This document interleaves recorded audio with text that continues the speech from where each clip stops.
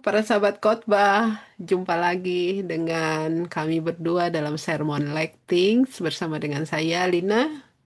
Dan saya Sali. Iya, minggu ini berganti, tidak dengan Erin, tapi balik kepada Sali karena Erin memang berhalangan dan karena itu terima kasih Sali bersedia untuk datang lagi, Sama-sama. diskusi lagi dalam Sermon Like Things ini. Ya, minggu ini eh tetap minggu setelah Pentakosta ya. Cuma Mhm. memang ini minggu biasa. Ya. Bacaannya dari mana nih Sal? Ya, bacaan kita pada hari ini atau minggu ini adalah Yeremia pasal 28 ayat 5 sampai 9, lalu Mazmur pasal 89 ayat 1 sampai 4 dan ayat 15 sampai 18, juga surat Roma pasal 6 ayat 12 sampai 23, dan terakhir Injil menurut Matius pasal 10 ayat 40 sampai 42. Iya. Apa yang bisa kita highlight untuk ide-ide khotbah atau persiapan ibadah kita minggu ini, Sal? Mhm. Kalau aku mulai mungkin dari Yeremia dulu ya, Kak Mm-mm. Lina. Ya. Ini bicara dari sudut pandang antara yang palsu dan yang sejati. Kalau aku Mhm. lihatnya gitu ya. Mhm. Kalau dalam bacaan kita kan ada nubuat palsu yang disampaikan oleh Nabi Hananya Mhm. bin Azur dari Gibeon. Dia mengatakan bahwa Tuhan telah mematahkan kuk Raja Babel. Dan dalam 2 tahun Tuhan akan mengembalikan semua perkakas rumah Tuhan yang tadinya diambil, diangkut oleh Nebukadnezar.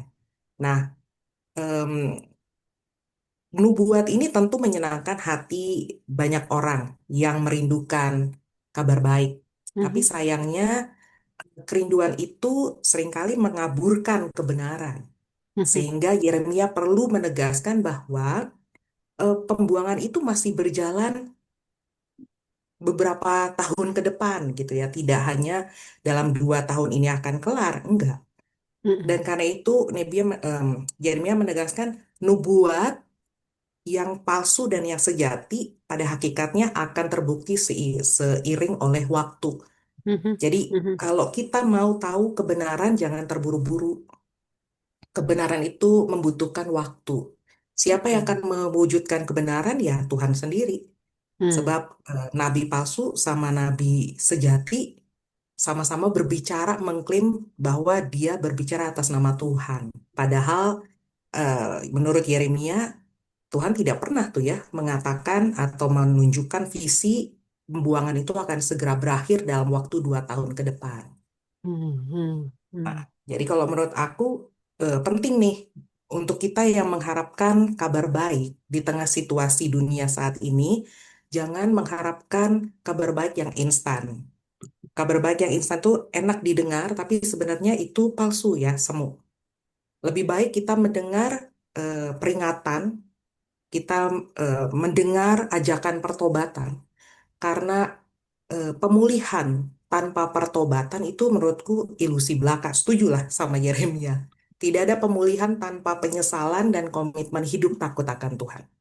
Iya. Pelajaran pertama bacaan itu dari Yeremia adalah kira-kira demikian, Kalina. Iya, eh, memang menarik ya bahwa memang segala sesuatu ini mungkin yang Paulus bilang segala sesuatu perlu diuji ya. Ya. Dan ada seorang penafsir untuk teks itu mengatakan jadi sebenarnya mengenali nubuat itu juga bisa dilakukan gitu ya dalam rangka menguji ya. Misalnya si penafsir itu mengatakan bahwa eh, pertama-tama sebenarnya nubuat itu bersifat kontekstual sudah dari awal begitu loh. Eh, Misalnya aja ketika Yeremia bicara tentang di ayat-ayat sebelumnya ya, bicara tentang kuk, bicara tentang tongkat yang akan dihancurkan gitu dalam Yesaya 9 ya atau Yesaya 10 ada banyak lah ya teks-teks yang bicara tentang itu. Jadi ini sebenarnya udah dikenali ya. Jadi berita di awal yang didengar oleh bangsa Israel adalah berita penghukuman gitu. Tiba-tiba ada suara dari Hanania ini tiba-tiba, oh nanti akan ada pembebasan dan lain-lain. Jadi ini perlu yang disebut menguji itu mengingat kembali sebenarnya apa yang dinubuatkan.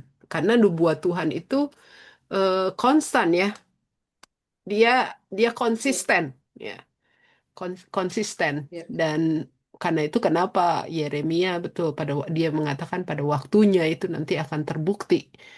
Karena ya, seperti itu. Dan yang kedua, penafsir ini mengatakan kalau kita memperhatikan nubuat Tuhan itu ada selalu berkaitan dengan penghakiman dan janji begitu kan, janji pemulihan dan lain-lain ya.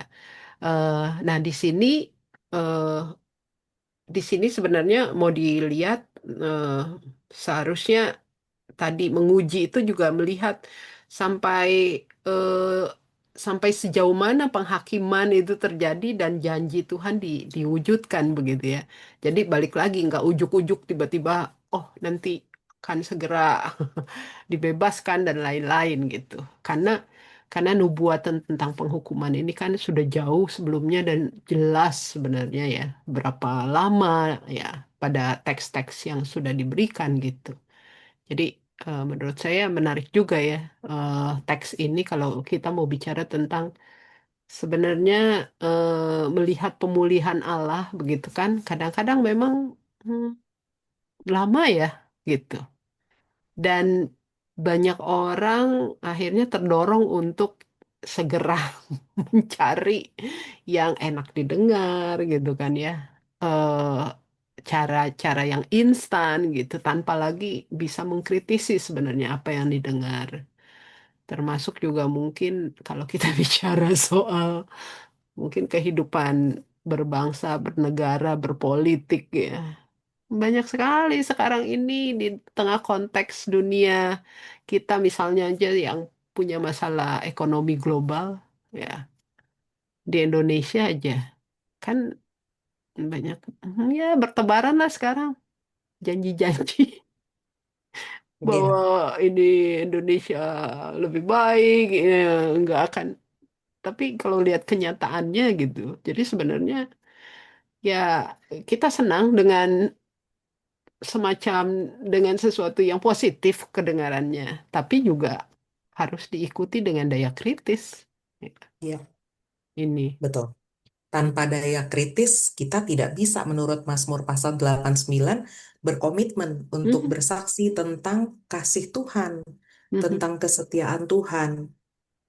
Kalau kita sebagai orang Kristen hanya mau mendengar, em, boleh dikatakan misalnya janji-janji yang manis, janji-janji pemulihan, tanpa apa ya Kak, fokus pada realitas yang kita hadapi saat ini, mhm. bukan realitas itu saja yang akan dipulihkan, tapi pertama-tama sebenarnya Tuhan mau kita yang dipulihkan, kan begitu. Iya, iya, iya, Jangan betul. sampai kita mengharapkan pemulihan yang secara cepat, yang secara drastis, tanpa disertai oleh pemulihan diri kita sendiri. Ini juga Iya, sangat sulit, gitu.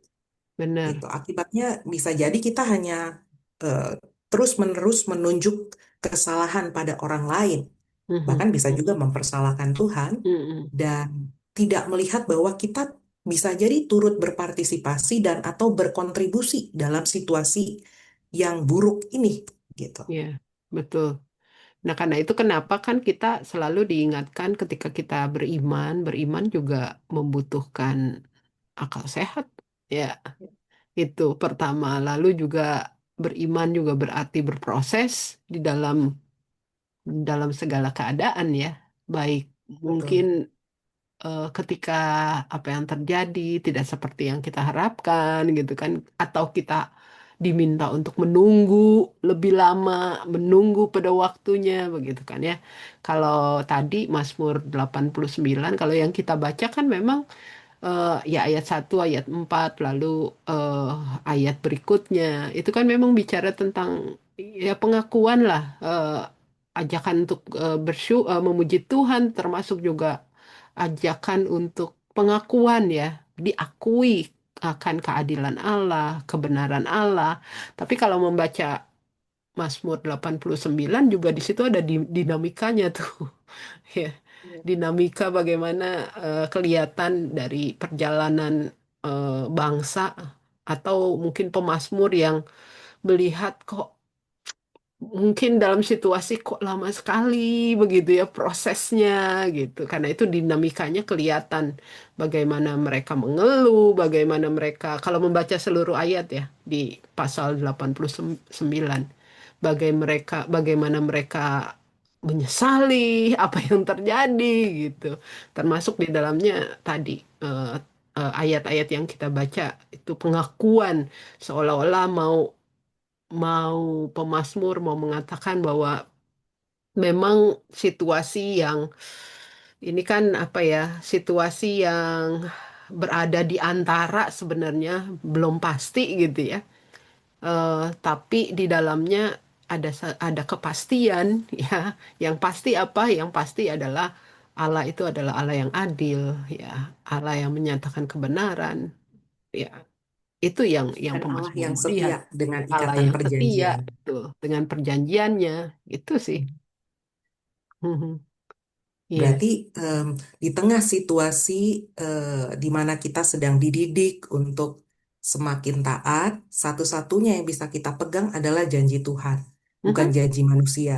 Iya. Kalau kita pegang janji Tuhan, maka walaupun proses didikan Tuhan itu berat, lama, mungkin dengan cara yang tidak masuk dalam apa pikiran kita atau ekspektasi kita. Mhm. Tapi kalau kita pegang janji Tuhan bahwa Dia setia pada perjanjian yang Dia ikat dengan kita melalui iman, maka janji itu akan digenapi. Sehingga Mhm. dalam penantian itu kita butuh sabar. Mhm. Sabar. Jangan terburu-buru ingin keadaan segera kembali atau balik gitu ya. Kita Iya. butuh proses Iya. gitu. Nah, terus kalau begitu gimana nih kita melihat ada nggak sih korelasinya dengan dengan teks-teks berikutnya ya, baik Roma Ah, 6 maupun Matius 10 itu. menurutku ada ya Kak. Mhm. Kalau dari perspektif Rasul Paulus misalnya dalam Roma pasal 6 ayat 12 sampai 23, kita diajak untuk menanti sambil tetap hidup dalam kebenaran. Hidup Hmm. dalam kebenaran artinya tidak menuruti keinginan tubuh kita yang memang kecenderungannya adalah dikuasai oleh dosa. Nah, Paulus Hmm. secara apa namanya eksplisit menyebutkan kecemaran dan kedurhakaan ya. Hmm. Kecemaran ini bisa jadi hal-hal yang sifatnya merusak diri kita sendiri dan juga merusak orang lain. Mhm. Kedurhakaan ini juga menarik. Kenapa kedurhakaan ya?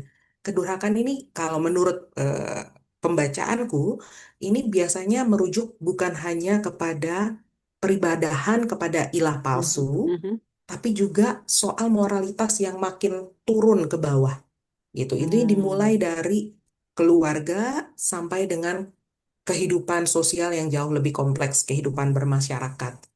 Di Hmm. kehidupan Israel yang dulu, kita lihat bahwa ketika satu keluarga mulai eh, bertoleransi untuk menyembah ilah lain, bertoleransi dengan dosa-dosa, maka itu akan mempengaruhi itu kehidupan Hmm. komunitasnya. Dan Hmm. kalau Hmm. komunitas mulai acuh tidak acuh, menganggap bahwa peribadahan kepada Tuhan bisa diiringi dengan ketidakadilan, dengan penyembahan berhala, dengan kejahatan, ya akibatnya situasi kehidupan mereka tidak akan berubah, semakin buruk, dan Mhm. hukuman Tuhan cepat atau lambat pasti akan terjadi. Ya, jadi ini memang sangat apa ya, sangat up to date ya buat situasi kita saat ini. Ya. Terutama ketika kalau kita mau nyambungkan dengan tadi Roma 6, jadi kan kita bicara tentang kadang-kadang menanti itu apa ya, menanti atau merasakan cara Tuhan gitu ya, sejalan dengan cara Tuhan kadang-kadang eh, lama ya, nggak instan begitu. Nah, di konteks kita saat ini, seperti yang tadi kamu jelaskan soal konteks Roma 6, juga bukankah memang ketika sering kali kita mau instan, maka kita segala cara kita tabrak aja begitu kan? Betul. Nah, ini di sini rupanya Paulus memang mengingatkan kembali ya bahwa intinya apa sih? Intinya adalah kamu sudah ditebus kasih karunia itu gitu loh. Ya, Ya, maka pegang itu baik-baik dan kasih karunia inilah yang akan membuat kamu bertahan gitu ya. Kalau saya coba membaca, betul. bertahan untuk apa? Bertahan untuk terus hidup di dalam anugerah itu ya. Nggak Ya, nggak nggak nggak ingin cepat-cepat ya menabrak segala segala eh, betul. aturan, cara ataupun juga apa yang kita sebut dengan kehendak Tuhan gitu ya. Ya, Jadi jadi ini menarik sih karena kalau kita lihat konteks kita kan ya bicara tentang kehidupan dosa ya. Memang setiap manusia nggak ada yang bebas dari melakukan ya, kesalahan, ya betul. kita jatuh ke dalam dosa gitu. Tapi ini mau diingatkan bahwa eh, kita itu setiap manusia itu punya kerapuhan ya untuk jatuh ke dalam dosa gitu. Kerapuhan itu terlihat dari ketika sebenarnya ya dari hal yang saya mau bilang sederhana tapi bukan mau menggampangkan ya. Yaitu bagaimana sebenarnya kita tetap konsisten di dalam kasih karunia Allah sih. Betul. Itu tetap berjuang untuk keadilan, untuk kebenaran begitu ya. Enggak Betul. karena terus terang susah sih sebenarnya menjadi tetap mempertahankan iman kita ya di tengah begitu banyaknya ya cara yang gampang, cara yang mm, kalau bisa gampang kenapa harus susah gitu ya istilahnya. Ini kayak tarik menarik ya. Betul, Makanya benar betul. juga tuh metafora budak seperti yang Paulus Mm-mm, katakan. mm-mm, Kalau mm-mm, metafora budak kan zaman dulu budak itu adalah milik tuannya. Dia mm-mm, nggak punya hak apapun secara legal. mm-mm. Apa yang eh, tuannya perintahkan itu yang dia lakukan. Kalau dia tidak lakukan, dia sendiri akan mendapatkan hukuman. Maka Iya. kalau Paulus menggunakan metafora budak untuk menggambarkan kepada siapa kita mengabdi, kepada keinginan pribadi atau keinginan Tuhan. Nah, Mm-mm, dua ini kan kayak tarik-menarik dalam hidup kita sekalipun kita sudah menerima penebusan Kristus dan kasih karunia Allah. mhm, Tapi namanya kita masih tinggal di dalam tubuh yang adalah daging dan daging punya keinginan yang bertentangan mm-mm. dengan roh, ya setiap hari battlefield itu bukan di luar, tapi battlefield itu ada di dalam diri kita sendiri. Betul. Iya Karena kan, itu Kak? betul betul. Karena itu kenapa siapa yang ngomong ya saya lupa yang bilang bahwa pertobatan ya memang harus setiap hari dan setiap saat Iya, gitu kan. Karena ya itu betul, betul peperangan itu tarik menarik itu akan selalu ada setiap hari dalam hidup kita gitu. betul. Ya, jadi menurut saya di sini kuncinya bukan eh, seberapa menang kita gitu ya. Bukan. Bukan, tapi bagaimana kita tetap bertahan di dalam peperangan itu dan Ya, menikmati kasih karunia gitu. Karena ya, kalau kasih karunia itu kita nikmati, kita sadar tentang kepada siapa sebenarnya kita betul. kalau pakai tadi ya metafora tuan dan hamba, kepada siapa sebenarnya kita mengabdi itu. Betul. Aha. Hmm. Nah, ini mungkin Dan bisa kita penting juga, sambungkan juga.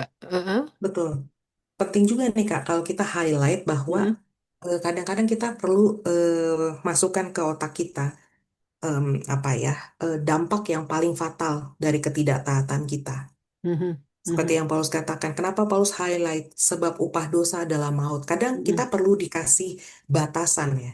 mhm, mhm, Ketika kamu tahu bahwa terus mengikuti keinginan daging yang berujung pada dosa, ujungnya mhm, adalah maut. mhm, mhm, Udah dikasih batasan ini aja kita masih terus tabrak gitu ya. mhm, Karena mhm, kita sering mengatakan atau salah mengira bahwa mhm. hidup dalam kasih karunia itu sama dengan bebas berbuat apa saja. Ini juga perlu Iya, diingatkan kembali nih. betul. Dan satu hal juga yang menarik dari Roma itu ya, ketika kita bicara tentang, kan bicara tentang tadi ya, upah dosa adalah maut atau kematian gitu. Tapi juga ada kehidupan buat orang yang melakukan kebenaran gitu. Ya. Yang menarik buat saya, Roma 6 Paulus juga bicara dengan jelas sebenarnya kematian di sini apa maksudnya gitu ya. Mhm. Eh, Kematian di sini apa cirinya gitu kan. Ya. Tidak bicara tentang kematian fisik gitu, tapi apa Ya. sih, saya tertarik dengan kata yang Paulus bilang dengan kata malu gitu Ya. Mhm. ya. Jadi memang dari kecil aja coba ya, kalau kita tahu bahwa kita melakukan kesalahan, kan ada rasa takut, ada rasa malu untuk mengakui gitu ya. Kayaknya pengen Ya. menghindar terus. Nah, ini sesuatu yang penting sih menurut saya. Karena rasa malu ini sebenarnya juga membuat kita apa ya, aware dengan apa yang saya lakukan, apakah ini sesuatu yang menjadi kehendak Tuhan atau enggak gitu. Kan ini kan yang ketika kita bicara tentang dosa ya, Adam dan Hawa, mereka kan malu ketika melihat kebenaran gitu kan, Betul. berhadapan dengan kebenaran, dan kebenaran itu ya ditunjukkan dengan mereka telanjang gitu kan. Mhm. Mereka malu, dan menurut saya ini sesuatu yang penting. Kenapa? Karena kalau kita lihat konteks kita ketika kita bicara tentang dosa itu sudah menjadi biasa, orang kehilangan lagi rasa malunya. Nah, ini mati menurut saya. Ketika Betul. orang sudah nggak punya rasa malu dengan apa yang dia lakukan gitu loh. Ini betulan Dan nggak mati. ada rasa sesal juga. Betul. Heeh. Iya. Jadi menurut Ini saya ini mungkin menarik sih. kematiannya bukan kematian fisik, tapi Bukan. kematian spiritual ya, Kak, Mm-mm. atau kematian Iya. moral. Semua kan, itu kalau Hmm. udah spiritual mati, moral pasti mati gitu loh. Mhm. Ya, jadi menarik sih menurut saya kalau kita mau menggali kata malu ini gitu. Karena Mhm. betul inilah kematian kekal gitu kan, sebagai Ya, ya, apa, pembanding dari apa yang Paulus bilang, tapi kalau kamu melakukan kehendak Tuhan, kebenaran Tuhan, kamu akan mendapatkan kehidupan yang kekal. Iya, betul.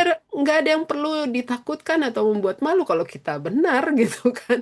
Ya, Tapi betul. buat orang yang melakukan terus apa, dosa yang disengaja ya, yang terus menerus gitu, tahu bahwa ini salah, terus nggak punya rasa malu lagi. Nah, ini dia bahaya memang Ya, betul. itu. Wah, menarik. Yang yang menarik juga kalau kita baca Matius pasal Mm-mm, 10 ini mungkin lebih merucut lagi ya. mm-mm, Yang dimaksud dengan hidup dalam kasih karunia Allah itu salah satunya adalah bersikap baik, menyambut mereka yang datang mewartakan Injil kebenaran dalam kehidupan kita. mm-mm, mm-mm, mm-mm, Nah, ini mm-mm. kontras nih antara Yeremia sama Matius. Kalau Yeremia kan kritis ya, jangan Iya, langsung percaya mm-mm, sama mm-mm, kabar baik, sekalipun kabar baik itu dilegitimasi dengan klaim bahwa ini datang dari Tuhan. mhm, Tapi kalau Matius, ini kita diajak untuk hidup dalam kasih karunia, artinya memelihara persaudaraan terbuka pada kabar baik yang diwartakan dalam kebenaran. mhm, Jadi kebenaran perlu disambut dengan hati yang terbuka, hati yang penuh sukacita, karena Yesus berkata, barang siapa menyambut murid-muridnya yang mewartakan Injil, maka orang itu sama dengan menyambut Yesus sendiri, bahkan menyambut dia yang mengutus Yesus, yaitu Bapa mhm, di mhm, sorga. mhm, Nah, ini mhm. menarik sekali. Yang selanjutnya dikatakan bahkan setiap orang yang menyambut seorang nabi sebagai nabi akan menerima upah seorang nabi. Wah, aku pas baca ini, wah berarti kebaikan selalu akan menemukan jalan balik kepada orang yang Iya, melakukannya. mhm, mhm. Iya. Gak ada kebaikan yang sia-sia ya, Kak. Iya, betul. Karena memang dalam tradisi Yahudi, misalnya kan, dalam kemudian ini dipakai di dalam nilai kekristenan ya, bahwa menyambut menyambut utusan Tuhan, gitu kan, menyambut utusan Tuhan dalam hal ini nabi, ya, bahkan juga anak kecil, gitu kan, digambarkan. Ini ini mereka kita sedang menyambut Allah sendiri begitu loh, yang hadir. Jadi karena itu kenapa betul itu akan berbalik gitu. Kebaikan akan berbalik kepada kepada orang yang melakukannya gitu kan ya. Kepada kita, karena yang yang sedang dilakukan oleh orang itu adalah bagaimana dia sebenarnya sedang melayani Tuhan gitu. Ya. Aha, dan kalau kalau kita mau lihat konteks, oke, akan seorang ketika kita menyambut seorang nabi akan mendapatkan upah nabi begitu ya. Saya membayangkan nabi itu perannya kan memang apa ya, menyatakan suara Tuhan ya itu. Ya, Maka sebenarnya kalau buat saya sih kan membaca ini juga saya melihat, oh kenapa ya nabi yang digunakan? Oh mungkin ini di sini eh Matius sedang membicarakan tentang di dalamnya tentang fungsi dan peran kebenaran itu yang disuarakan begitu ya. Ketika kita mau mendengar, ketika mau menerima kebenaran itu, ya tentu ya, saja maka kebenaran itu upahnya bagi orang yang menerima itu adalah ya itu tadi ya. Maka kebenaran itu juga ada pada dia kan? betul. Mungkin itu makna dari kata kerja dekoma ya, Kak. Hmm, Dekomai ini tidak mm-mm, sekedar menyambut lalu mm-mm, memberikan secangkir air kepada mm, mereka yang mm, datang mm-mm, mewartakan kebenaran firman Tuhan, tetapi ini juga lebih kepada sikap batin yang mau membuka telinga dan mau mm, mendengar apa yang mm, disampaikan. mm, Karena mm, ada juga orang yang oke, kamu butuh air, kamu butuh makanan, kamu butuh tempat menginap, silahkan. Tapi kamu mm, jangan mewartakan apapun sama saya, misalnya gitu. Jadi ya, tetap baik tapi tidak mau menerima kebenaran itu sendiri. Nah, ini ya. kayaknya dekomai ini tidak yang seperti itu. Dekomai artinya yang menerima sepenuhnya, baik kabar Injil maupun Mhm, orang yang menyampaikannya. mhm, mhm, mhm. Iya, termasuk juga Mhm. ketika bicara tentang yang kecil, saya membayangkan Ya, juga dalam hal ini bagaimana sebenarnya memperlakukan orang-orang yang selama ini terabaikan, gitu kan ya. ya, Bahwa mereka mhm, juga adalah tamu yang hadir mewakili Tuhan gitu, yang ya, di dalamnya perlu apa ya, kita perlu eh, punya belas kasihan ya. eh, Menerima mereka juga apa adanya. Dan ini bisa betul, banyak sekali yang bisa kita khotbahkan gitu loh. Terutama bicara tentang isu-isu keadilan ya. Penerimaan kepada orang-orang yang selama ini dipinggirkan gitu. betul. Kadang terasa sekali ya, jangankan di gereja, di tengah lingkungan keluarga aja. Mm-mm. em, atau dalam pergaulan kita selalu memandang seseorang itu dari apa yang dia pakai atau Mm. penampilan luar Mm. sehingga Mm. penerimaan orang dalam rumah kita itu bergantung pada siapa dia gitu Mm-mm. kan. Mm-mm. Kalau dia orang kecil tanda petik ya maka hospitalitas kita seadanya deh gitu. Ya. Tapi kalau dia orang besar tanda petik wah maka kita persiapannya bisa wah luar biasa gitu. Nah, Mhm. ini menurut saya ini juga perlu kita perhatikan baik-baik bahwa yang Yesus mau maksudkan dekomai ini adalah menyambut seperti yang tadi Kalina bilang, Mm. siapapun dia, Mm. kasih kita itu tidak tebang pilih gitu, tapi Mm. Mm. kasih yang seperti Yesus mengasihi kita gitu. Iya. Iya.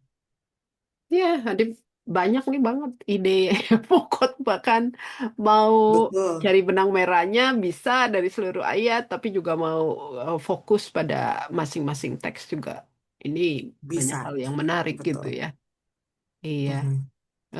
ya semoga apa yang kami diskusikan ini menolong para sahabat untuk persiapan khotbah dan juga persiapan ibadah.